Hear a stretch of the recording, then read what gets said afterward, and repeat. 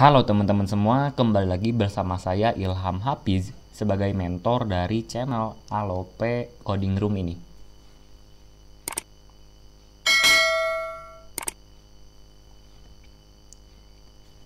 Nah, sekarang kita bakal belajar teknologi baru tapi masih tentang CSS, yaitu CSS 3. Nah, sebenarnya kemarin-kemarin pun itu kita sudah pakai CSS 3. Ya, CSS 3 di sini artinya CSS versi 3. Jadi, ketika kalian bikin file baru, terus kalian misalkan save file ini sebagai CSS, atau kalian bikin tag style untuk bikin si CSS mode inline, itu sebenarnya CSS yang kita gunakan itu sudah CSS versi 3. Ya. Nah, tapi CSS 3 maksud saya di sini adalah fitur-fitur yang ada pada CSS 3. Kebetulan kita belum belajar mengenai fitur-fitur tersebut. Nah, jadi pada seri pembelajaran CSS 3 ini kita bakal belajar atau berkenalan dengan fitur ya yang kita sebut sebagai properti lah. Dengan properti-properti seperti border radius, terus nanti ada box shadow, terus nanti ada yang namanya background linear gradient, sama yang paling menarik itu ada animasi dan juga transisi. Bahkan kita bakal belajar dengan yang namanya media query. Ya, jadi lebih tepatnya kita bakal belajar fitur-fitur atau properti-properti yang ada pada CSS 3. Berarti kalau misalkan sekarang CSS sudah nginjak ke CSS versi 3, berarti ada dong CSS versi 2. Ada dong CSS versi pertama. Ya tentunya ada.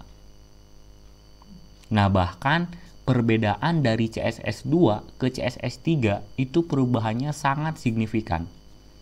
Nah, perubahan yang terjadi itu bisa kalian lihat. Di sini saya buka websitenya dari domatschool.com, yang dimana di sini menjelaskan mengenai perbedaan CSS dengan CSS 3.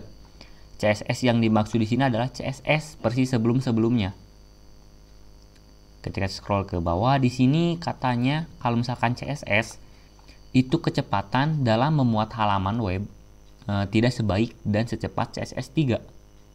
Ya, jadi ketika kita open in browser di websitenya, ketika kita reload halaman di website kita, nah itu ketika menggunakan CSS versi lama, itu proses memuat halaman webnya itu tidak secepat CSS 3. Kalau misalkan dengan CSS 3, kecepatan dalam memuat halaman web itu sangat cepat katanya. Jadi sudah di-upgrade nih. Nah, terus di poin yang kedua, itu katanya si CSS versi lama itu enggak mendukung desain responsif. Ya. Sedangkan di CSS 3 itu mendukung desain responsif. Dengan begitu halaman website bisa sudah ramah terhadap ukuran perangkat. Nah, mungkin di sini kalian ada yang kurang paham mengenai responsif ini. Nah, jadi simpelnya di sini saya punya dua tab ya. Tab yang pertama itu memuat mengenai Lightbox yang dari Mudmurphy, ini yang dari developer Mozilla, sama yang kedua ini yang pernah kita bikin Lightbox-nya ya. Nah, ketika kita punya kita dulu deh, ketika kita cek ya, ini kan kebetulan saya buka project saya ini di laptop ya. Nah, tapi ketika saya inspect nih, inspect elemen, terus di sini ada logo kotak-kotak dua nih, ada icon tablet sama handphone. Kalian klik, terus ininya close aja. Nah, ini tampilan website saya, website yang kita buat di HP itu kayak gini.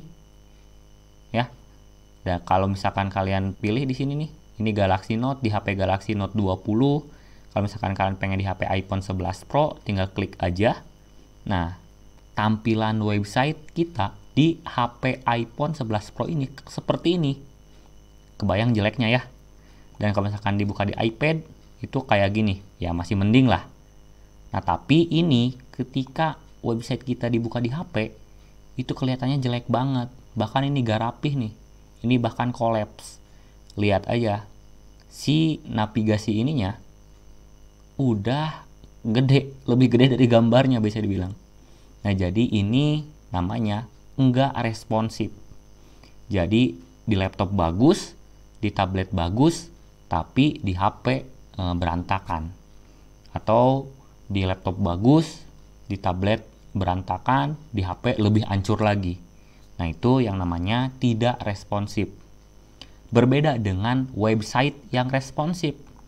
Nih, saya contohkan yang si Murphy ini.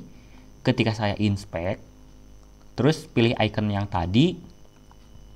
Di sini saya buka di Galaxy Note ya. Di sini kontrol scroll dulu supaya dia kelihatan semuanya. Nah, kotak ini. Nah, bisa dilihat di mana si Murphy ini sepertinya sudah ngatur posisi-posisi ketika si lightbox-nya dibuka di HP. Nah, lihat navigasinya jadi di atas, terus gambarnya jadi nyusun ke bawah. Terus yang si lorem ipsumnya, ini yang title-nya mungkin ya, itu sekarang ada di bawah. Dan ketika saya buka di iPhone, dia bakal seperti ini, masih bagus. Tuh bisa dilihat, si navigasinya jadi di atas sama. Terus ketika di iPad atau di tablet dia bakal seperti ini. Nah, dia masih tetap bagus, tidak kolaps seperti yang saya punya. Dan ketika di laptop dia, ininya kembaliin dulu, klik. Nah, ketika di laptop dia kayak gini. Nah, ini yang dinamakan website yang responsif. Jadi websitenya ketika dibuka di laptop atau di tablet atau di HP atau intinya di semua platform lah. Nah, dia bakal tetap bagus layout websitenya. Itu adalah responsif namanya. Ya, kita balik lagi ke website dari Domain School ini. Terus poin yang ketiga, jika ingin membuat animasi, nih katanya ya, di CSS yang lama, itu membutuhkan bahasa scripting. Nah, dan itu ketika website kita menggunakan bahasa scripting, itu bikin websitenya semakin berat. Maksudnya animasi ini seperti apa? Nah, contoh kecilnya ini kayak gini. Ketika saya klik ini, dia lihat animasinya dari kecil langsung ke besar. Nah, lihat. Nah, ini animasi ini namanya. Terus ada juga bagian, nah sini. Nah, ketika saya sorot, nah dia bakal membesar. Nah, ini namanya animasi. Bisa dibilang animasi dan transisi. Sedangkan punya kita enggak. Ketika kita klik navigasi ke next atau previous, ya dia tetap aja. Berarti kita belum pakai animasi. Nah, katanya di CSS versi lama itu animasinya harus pakai bahasa scripting seperti JavaScript. Nah, dan itu gak baik karena bikin websitenya makin berat. Sedangkan pada CSS 3 itu tersedia fitur animasi dan efek pada elemen seperti efek pada teks dan gambar objek lainnya. Nah, ini pembelajarannya bakal seru. Kita bakal belajar yang namanya animasi dan transisi. Itu nanti ada propertinya, properti animasi dan properti transition. Nah, terus poin keempat di mana katanya si CSS lama itu tidak mengikuti kode dasar modul. Ya. Sedangkan di CSS yang ketiga itu memuat semua spesifikasi terdahulunya dari CSS. Oke, terus poin yang kelima itu CSS tidak mendukung media query. Sedangkan CSS yang ketiga itu mendukung untuk situs web responsif atau sudah mendukung si media query tadi. Nah, ini si media query ini untuk meresponsifkan website. Nah, ini juga bakal seru nih kalau misalkan kita sudah belajar sampai media query ini.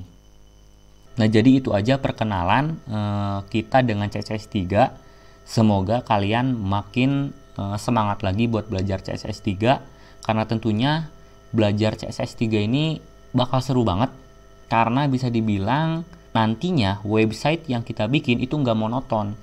Ya, contoh kecilnya di border radius yang kita sudah pakai nih di Lightbox. Nah, dengan border radius aja sedikit ini, ya website kita kelihatan lebih bagus, kelihatan nggak monoton, kelihatan nggak kotak banget gitu. Nah, jadi tentunya dengan CSS 3 itu banyak impact yang bisa kita berikan kepada website kita sendiri. Nah, jadi ditunggu aja pembelajarannya kita bakal belajar CSS3 bareng-bareng. Jadi kumpulin dulu semangat kalian buat belajar si CSS3 ini.